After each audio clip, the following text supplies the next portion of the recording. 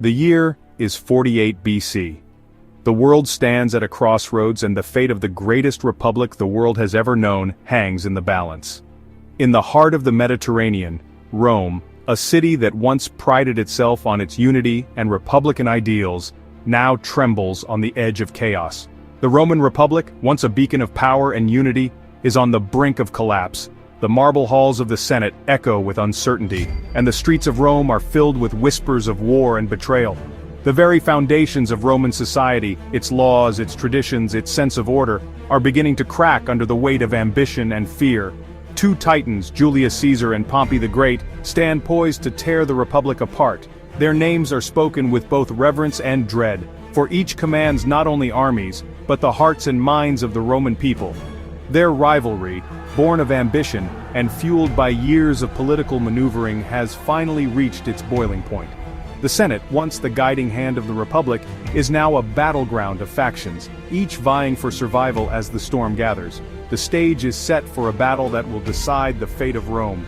Across the Italian countryside, legions muster, banners fluttering in the dawn, as soldiers steel themselves for the conflict to come. The air is thick with anticipation and dread, for everyone knows that the coming clash will reshape the world. Caesar, a brilliant general and cunning politician, has defied the Senate and marched his legions across the Rubicon River, igniting a civil war that will engulf the Republic.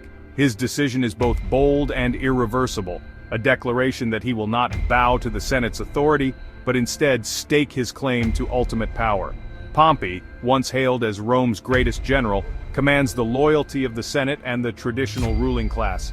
He is the champion of the old order, entrusted with defending the Republic against Caesar's audacious challenge. He is tasked with stopping Caesar's advance and preserving the old order. Yet even as he rallies his forces, doubts linger. Can the Republic survive this test, or will it be swept away by the ambitions of men? For years these two men had been allies, their combined might unmatched on the battlefield. Together they had conquered lands, subdued enemies, and brought glory to Rome. Their partnership was legendary, a force that seemed unbreakable. They had risen to prominence together, their names whispered with awe and respect throughout the Roman world. Citizens looked to them as heroes, and their victories were celebrated in every corner of the Republic. But their ambition, like a venomous serpent, poisoned their bond, turning former comrades into bitter enemies. The trust that once united them was eroded by suspicion, jealousy, and the relentless pursuit of power. The seeds of discord were sown years earlier during their time as part of the First Triumvirate, a shaky alliance formed with the wealthy Marcus Licinius Crassus. This uneasy partnership was built on mutual benefit, but beneath the surface each man harbored his own ambitions.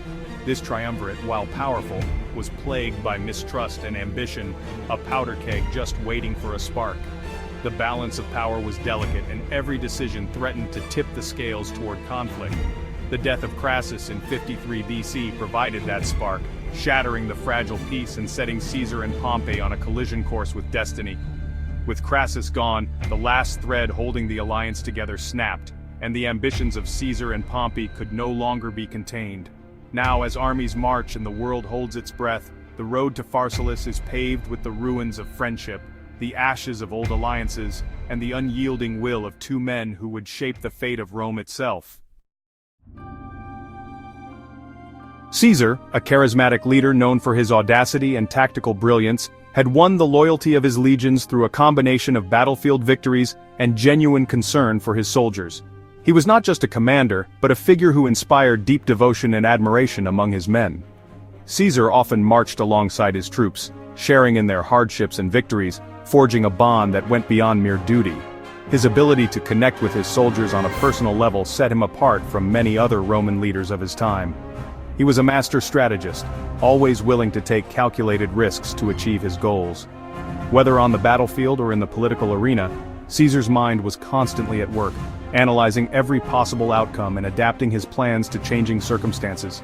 His boldness often caught his enemies off guard, allowing him to snatch victory from the jaws of defeat. His campaigns in Gaul had brought him immense wealth and prestige, making him a hero to the Roman people and a threat to the established order. The spoils of war filled Rome's coffers, and tales of his victories spread like wildfire, elevating his status to near mythical proportions. Caesar's conquest not only expanded Rome's territory but also shifted the balance of power, unsettling the traditional elite who saw their influence waning. Pompey, while a capable general in his own right, was more cautious and conservative than his rival. He had earned his reputation through years of service and successful campaigns, but his approach was measured, preferring to avoid unnecessary risks. Pompey's leadership style was rooted in tradition, and he often looked to the past for guidance, seeking to uphold the values that had made Rome great. He relied heavily on his reputation and the support of the Senate, often preferring diplomacy and political maneuvering to outright conflict. Pompey was a skilled negotiator, adept at forging alliances and navigating the complex web of Roman politics. His connections within the Senate gave him a powerful base, but also tied his hands, making him less flexible than Caesar in times of crisis. He was a product of the old Roman aristocracy, a staunch defender of the traditional power structures that Caesar threatened to dismantle. Pompey's identity was deeply intertwined with the established order, and he saw himself as a guardian of Rome's ancient values. This sense of duty drove him to oppose Caesar, whom he viewed as a dangerous upstart willing to overturn centuries of tradition for personal gain. Caesar's greatest strength lay in his ability to inspire his troops and outmaneuver his opponents. His speeches before battle were legendary, stirring the hearts of his men and filling them with confidence. On the field, he was always at the forefront, leading by example and making split-second decisions that often turned the tide in his favor. He was a master of propaganda, skillfully using his victories and popular policies to win the support of the Roman people. Caesar understood the power of public opinion and made sure his achievements were celebrated throughout Rome. He distributed land to veterans, enacted reforms to help the poor, and staged grand spectacles that kept the populace firmly on his side. His soldiers, fiercely loyal and battle-hardened, would follow him to the ends of the earth. They trusted Caesar implicitly, knowing he would never ask them to face dangers he would not face himself. This unbreakable bond between leader and legion made Caesar's army one of the most formidable fighting forces in the ancient world. Pompey, on the other hand, commanded the respect of the Senate and the loyalty of many powerful Roman families. His influence extended deep into the heart of Rome's political establishment, and he was seen as the champion of the Republic's old guard. These connections gave him access to resources and manpower that few could match. His vast wealth and influence allowed him to raise a formidable army, composed of legions drawn from Rome's eastern provinces and allied kingdoms. These troops, though not always as loyal as Caesar's veterans, brought sheer numbers and fresh resources to Pompey's cause. He also secured the backing of powerful regional leaders, further strengthening his position. He hoped to use his superior numbers and resources to crush Caesar and restore order to the Republic. The stage was set for a monumental clash between two of Rome's greatest generals, each representing a different vision for the future of the empire. As their armies prepared for war, the fate of Rome itself hung in the balance, with the world watching to see which giant would emerge victorious. The clash between Caesar and Pompey was about more than just personal ambition. It was a struggle that would determine the fate of an entire civilization, a contest that would echo through the centuries as one of the most pivotal moments in world history. These two titans of Rome, once allies and now bitter rivals, stood at the crossroads of destiny, each believing that only he could secure Rome's future. At stake was the very future of Rome. The city, with its sprawling streets and grand temples, was more than just a place. It was the beating heart of an empire, the center of a world that stretched from the windswept coasts of Spain to the deserts of the East. The outcome of this conflict would shape not only the lives of its citizens, but the course of Western civilization itself. Would the Republic, already weakened by years of internal strife and corruption, survive this latest crisis? Or would it crumble under the weight of its own divisions, paving the way for a new form of government? The Senate, once the proud guardian of Roman liberty, now seemed fragile and uncertain, its authority challenged at every turn. The people of Rome watched anxiously as the old institutions faltered. Political intrigue, bribery, and betrayal had become commonplace, and many wondered if the Republic could ever return to its former glory. The air was thick with rumors and fear, as families debated the future around their hearths. Caesar, driven by a potent mix of ambition and a belief in his own destiny, envisioned a Rome ruled by a strong, centralized authority. He saw himself as the man chosen by fate to rescue Rome from chaos and lead it into a new golden age. His charisma and military genius had already won him the loyalty of his legions and the admiration of the masses. He saw the Senate, riddled with inefficiency and self-interest, as an obstacle to progress and reform. To Caesar, the endless debates and power struggles of the Senate only served to weaken Rome, leaving it vulnerable to its enemies and unable to address the needs of its people. He believed that he, and he alone, possessed the vision and the will to guide Rome to a new era of greatness. In his mind, the old ways had failed, and only bold, decisive leadership could restore Rome's power and prestige. His supporters saw him as a hero, a man of the people who would break the chains of corruption and bring justice to the land. Pompey, for his part, fought to preserve the old order. He was a champion of the Senate and the traditional values that had guided Rome for centuries. To many, he represented stability, honor, and the rule of law in a time of uncertainty. He believed in the rule of law, in the authority of the Senate, and in the traditional values that had made Rome great. Pompey's vision was of a Rome governed by its ancient institutions, where power was shared and checked, not concentrated in the hands of one man. To Pompey and his allies, Caesar's rise threatened to unravel the delicate balance that had kept Rome strong.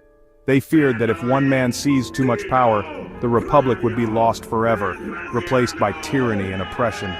He saw Caesar as a dangerous demagogue, a threat to the very fabric of Roman society. The streets buzzed with anxiety as citizens wondered if their freedoms would survive the coming storm. He was determined to defeat him, to restore the Republic, and to safeguard the future of Rome. For Pompey, this was not just a battle for power, but a fight for the soul of the Republic itself. The eyes of the Roman world were fixed on the two armies as they prepared for battle. Across the empire, from the smallest villages to the grandest cities, people held their breath, knowing that the outcome would change everything. In the bustling markets and hushed villas, ordinary citizens debated the merits of each side. Families were divided, friendships tested, as everyone tried to guess which leader would emerge victorious and what that would mean for their lives. Would Caesar's boldness and revolutionary zeal prevail? Or would Pompey's experience and the weight of tradition carry the day? As dawn broke over the fields of battle, the fate of Rome hung in the balance, and the world waited to see which vision of Rome would triumph. The tension in the air was palpable as Caesar's and Pompey's armies converged on the plains of Pharsalus, a dusty, sun-baked region in central Greece. It was the summer of 48 BC, and the fate of Rome hung in the balance. Both sides knew that this battle, fought on a grand scale, would determine the destiny of the Republic. Caesar, despite his string of victories, was outnumbered. His legions, though battle-hardened and fiercely loyal, were weary from years of campaigning. They faced a numerically superior foe, bolstered by fresh recruits, and the support of Rome's wealthy eastern provinces. Pompey, camped on a strategic hilltop, enjoyed the advantage of terrain. His legions, a mix of Roman veterans and allied troops, stretched out before him, a sea of shields and spears glinting under the scorching sun. He was confident of victory, believing that Caesar's overextended forces would crumble before his superior numbers. The days leading up to the battle were a tense game of cat and mouse.